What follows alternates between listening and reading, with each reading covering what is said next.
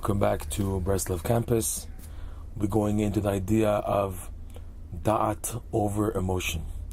To explain, the Yetzer Hara, one of his biggest concerns and accomplishments is to get you to feel frustrated and confused. Because once you feel frustrated and confused, that is the gateway for everything else, for anger, for idolatry, for falling into lusts and ta'avot, for whatever. Once a person is not solidly footed in his walking in this world, in his being in this world, and he walks around with a feeling of confusion and frustration, Yetzer Hara has got you. What's needed, Rebbe Nachman teaches, is to illumine the da'at into the emotion. Because the trick of the frustration and confusion is that there's no da'at. In other words, when a person is faced with a confusing or frustrating situation, it's basically meaning, the equation is that I can't figure out what to do. I can't figure out what is expected of me in this situation. So the da'at has no grasp of the present situation. So when there's no da'at, the emotions which are rooted in the heart tend to take force, take control, and bring a person into an emotional state which is not a logical state, and to make a person imbalanced, shaky. Oh my God, like jellyfish, like very shaky, like standing on eggs.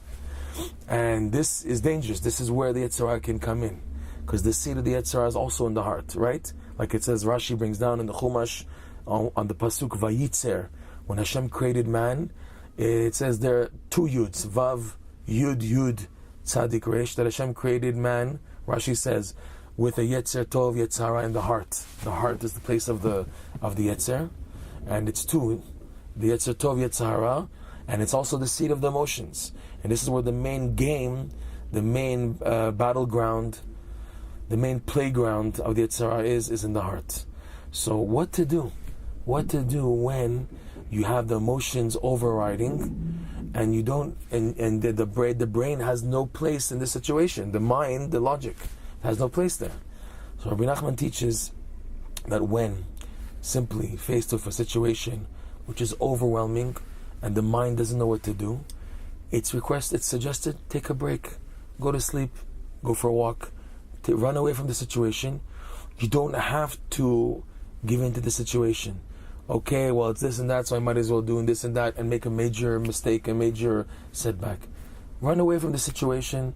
Try to just go into what's called the world of Emunah, which is Emunah, but da'at in Emunah, in other words. Da'at, going into the level of Emunah in order to be recharged, so that eventually a person, because of the Emunah, will get newer da'at, newer knowledge to know how to deal with the situation. Now is not the time.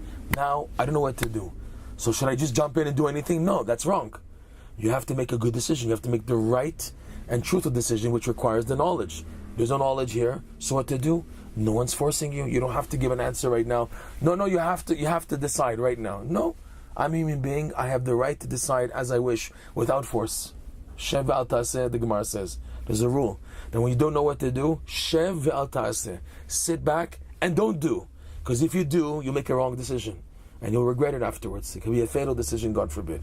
So what to do when these situations happen is to wait for the clarity to come. The clarity comes, like we said, is by turning to Emunah, walking away. Rebbe Nachman gives a major suggestion to getting the Emunah to build the answer.